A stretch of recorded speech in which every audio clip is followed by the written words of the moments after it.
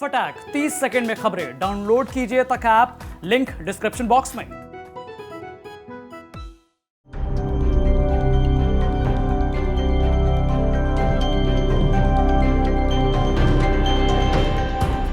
कानपुर के व्यापारी के घर 175 करोड़ की नकदी और 23 किलो सोना मिलने के बाद इस मुद्दे पर यूपी की सियासत गर्मा गई है।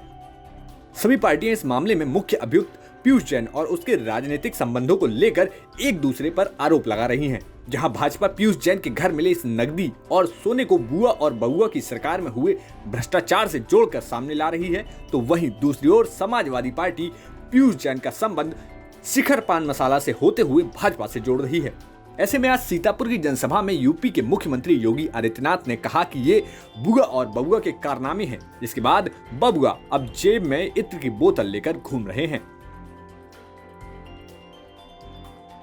शौचालय का पैसा पहले कहां चला जाता था, बिजली का पैसा कहां चला जाता था? भाइयों बहनों, मैंने तो आज तक देखा था और मैंने सुना था और पुराणों में भी, धार्मिक ग्रंथों में भी यही बात मैं मानता था, सुनता था, देखता था कि देवी लक्ष्मी दीपावली के दिन दीपोत्सव के साथ आती है, लेकिन इन पापियों ने तो दीवालों में बंद करके रखा है। देखा आपने समाजवादी पार्टी के नेताओं के घरों में दीवालों से भी देवी लक्ष्मी अब निकलने लग गई है। नोटों की गड्डियां अनगिनत गिने नहीं जा रहे हैं, 3 दिन से गिने जा रहे हैं और गिनते गिनते जब सभी अधिकारी थक गए हैं तो समाजवादी पार्टी के बबुआ अपने जेब में बोतल लेकर के फिर रहे हैं। अब उनको अपना असली चेहरा जनता के सामने जब नहीं दिखाई दे रहा है तो स्वीडन में बनी हुई बोतल को अपनी जेब में रख करके एक नई नौटंकी करते हुए दिखाई दे रहे हैं। भाइयों बहनों, अब समझ में आया होगा कि बुआ और बबुआ नोटबंदी का विरोध क्यों करते थे। ये नोटबंदी का विरोध क्यों करते थे? क्योंकि प्रदेश को लूट करके इन लोगों ने अपने घरों की दीवारों में नोट को कैद करके रखे हुए थे और इनको भय था कि अगर मोदी जी इन नोटों को चलन से दूर कर देंगे तो ये लोग अपने हाथ पर पटोला रह करके घूमते रहेंगे और फिर इनको कुछ नहीं मिलने वाला है। इस पूरे मामले पर समाजवादी पार्टी भी लगातार हमलावर बनी हुई है। जहां अखिलेश यादव ने पत्नी डिंपल यादव के कोरोना ग्रस्त होने के बाद खुद को कुछ समय के लिए क्वारंटाइन किया है, लेकिन सोशल मीडिया पर अखिलेश लगातार सक्रिय बने हुए हैं। उन्होंने ट्विटर पर एक फोटो पोस्ट करते हुए लिखा कि झूठ के फूल की मिल गई जड़, भाजपा के गिरते स्तर का शिखर, यूपी कहे आज का नहीं चाहिए भाजपा। वहीं सपा प्रवक्ता मनोज काका का कहना है कि पीयूष सबसे ज्यादा बीजेपी के नेताओं के करीब है। बीजेपी की संस्थाओं को उन्होंने चंदा दिया है। बीजेपी को बताना होगा कि सारे उसके समर्थित लोगों के पास ही काला धन क्यों है। भारतीय जनता पार्टी को ये समझना चाहिए कि पीयूष जैन कौन है।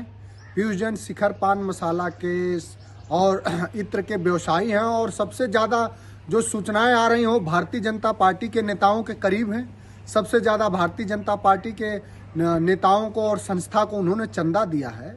तो भारतीय जनता पार्टी ये बताए कि सारे उसके समर्थित लोगों के पास ही काले धन क्यों हैं। एडीआर की रिपोर्ट है कि भारतीय जनता पार्टी का विगत 7 सालों में कोष 52.67% बढ़ा है। तो भारतीय जनता पार्टी ये बताए कि सारे करप्शन भारतीय जनता पार्टी के ही नेताओं और समर्थित व्यवसायियों के पास क्यों जा रहा है। समाजवादी पार्टी का तो इससे कोई लेना देना नहीं है। और समाजवादी पार्टी के नाम को अगर जोड़ रहे हैं तो नीरव मोदी कौन था? किसी मोदी जी के वो भी रिलेशन में आते रहे होंगे। तमाम जो देश के हजारों करोड़ लोग जो उद्योगपति हैं लेकर के और भारतीय जनता पार्टी के सरकारों में देश से बाहर गए, उसको मोदी सरकार ने समर्थन किया। तो वाजिब सवालों पे जवाब देने के बजाय आप कुतर्क के सहारे विपक्ष को बदनाम करने की साजिश आपको बंद करनी चाहिए बीजेपी को। वहीं कांग्रेस पार्टी भी इस पूरे मामले पर अब पीछे नहीं रहना चाहती। ऐसे में कांग्रेस प्रवक्ता सुरेंद्र राजपूत का कहना है कि भारतीय जनता पार्टी को कानपुर के व्यापारी के साथ अपना रिश्ता बताना होगा, जिसका प्रचार कंपनी कर रही थी। बीजेपी की सरकार बनने के बाद ही ऐसे लोगों का रिश्ता पार्टी से बढ़ा है। कानपुर में जिस कारोबारी के घर से अरबों रुपए का कैश मिला है, उसकी कुछ पोस्टों से उसका भारतीय जनता पार्टी के साथ संबंध होने का अंदाज लगाया जा रहा है। भारतीय जनता पार्टी को बताना होगा क्या उस कारोबारी से संबंध है, क्या उसके अरबों रुपए के कैश से क्या संबंध है उनका, क्या ये चुनाव का कोई हथकंडा तो नहीं है। इन सारी बातों का जवाब भारतीय जनता पार्टी को देना होगा। जब से भारतीय जनता पार्टी की सरकार आई है, तब से इनके यहां पर अचानक से ऐसे लोगों की वृद्धि क्यों हो गई है, ये भी एक शोध का विषय है। और जो भी भारतीय जनता पार्टी के शरण में चला जाता है, वो कमल साबुन से धुल करके साफ क्यों हो जाता है, ये भी भारतीय जनता पार्टी को बताना होगा। फिलहाल इस पूरे मामले का मुख्य आरोपी पीयूष जैन आयकर और जीएसटी विभाग की गिरफ्त में है। आज कानपुर में चिकित्सकीय जांच के बाद उसे कोर्ट के सामने पेश किया गया, जहां से आज पीयूष जैन को 14 दिन की न्यायिक हिरासत में भेज दिया गया। अब देखना होगा कि पीयूष जैन से पूछताछ के बाद और कौन कौन से राजनीतिक राज खुलकर सामने आते हैं। ब्यूरो रिपोर्ट यूपी तक।